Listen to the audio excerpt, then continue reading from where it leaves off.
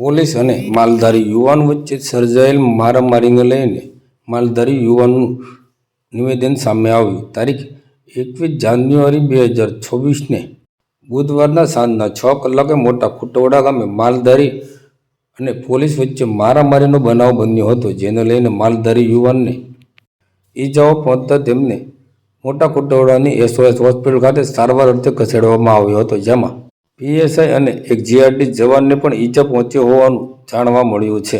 હાલ આ સમગ્ર મામલાને લઈને ઈજાગ્રસ્ત માલધારી યુવાન દ્વારા પ્રતિક્રિયા આપવામાં આવી છે. નામ ભાવેશ રાઘવભાઈ ચોસલા, ગામ મોટા ખુટવડા, તાલુકો મહુવા, જિલ્લો ભાવનગર. 21 તારીખ 1લો મહિનો 2026. હું ભેહું લઈને આવતો હતો 5 થી 6 ના ગાળામાં. આગળ ટ્રાફિક હતી, માણસોની અવર જવર હતી.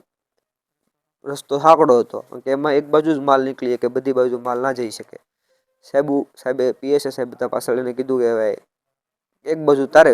મેં કીધું સાહેબ રસ્તો આગળ સારો આવે ને એટલે તારવી દો, એટલે 2 ગાડી નીકળી જાય. તો એ ગાડીમાંથી ઉતર્યા ને સીધી ગાડી મીડા બોલવા, અને જેમ મન ફાવે એમ ગાડી બોલવા મીડા, સીધા મારી પાસે મારો કાટલો પકડ્યો અને ઢીકા પાટા જેવું શરૂ કર્યું. એમાં કાંઈક એને એ ઢીકાપાટું માર્યું મને. પછી એમ વાતચીતમાં મેં આમ હાથમાં સાડો કર્યો છે એને કાંઈક એને મારવાનું ચાલુ રાખ્યું મને. પછી એ બાબતે બસાવ કરતો હતો મારો, બીજું કાંઈ નહોતું થયું. પછી એમાં બસ એને મને મારવાનું ચાલુ રાખ્યું. એમાં એ થોડુંક એને વાગ્યું, થોડુંક મને વાગ્યું.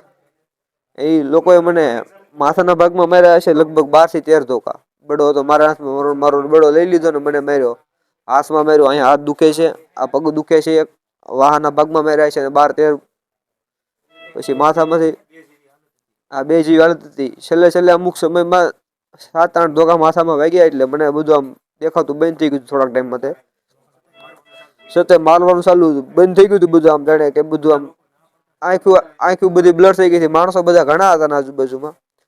એ લોકોએ મને નથી માર્યો. પછી અંતમાં હજી એક સાહેબ આવ્યા, એને પાસે લોખંડનો પેપ હતો અને એને મને લોખંડનો પેપ હોય તો માર્યો.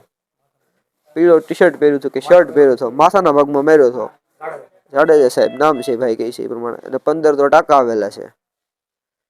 લોહી કેટલું નીકળી ગયું કોઈ માપ નથી. હું કહું છું બેભાન થઈ ગયો હતો. અહીં દવાખાને આવ્યો હતી, સ્થિતિમાં બેભાન જેવી સ્થિતિ હતી. ઇન્જેક્શન માર્યું હતું, કાંઈક હોશ આવ્યો હતો ને એ મને દેખાતું હતું. હા, મારી નાખવાની ધમકી આવી છે. નહીં, એ સાહેબ એવું હોય તે બોલ્યા કે ભરવાડોને હેનો પાવર છે, શું છે ભરવાડોને, બળ હેનું છે તને? એ કે હું જોઈ લે, તને એ કે મારી નાખીને તું એ કે જીવતો નહીં રહે, તારું સરઘસ કાઢીને બંદૂકની ગોળી મારી દો એમ કીધું. અને એમ કહે કે ભરવાડોને મારી નાખું. એટલે ભરવાડો હારે શું કાંઈ પર્સનલી દુશ્મની છે? સમાજ લેવલે કાંઈ પ્રોબ્લેમ હોય તો બોલો.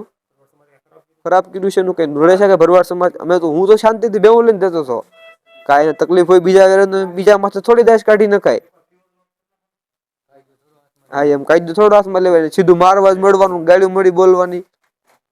આપણે એવું ક્યાંય ને કોઈ હક આપે છે કે સીધું કાયદાનું મારી નાખવાની નથી માર્યો. માથામાં લગભગ 7 થી 8 ધોકા તો માર્યા જશે કમસે કમ. 7-8 ધોકા તો મને યાદ હતું. પછી જ મારું આમ બેભાન જેવું છું. પેપ માર્યો, લોખંડનો પેપ માર્યો.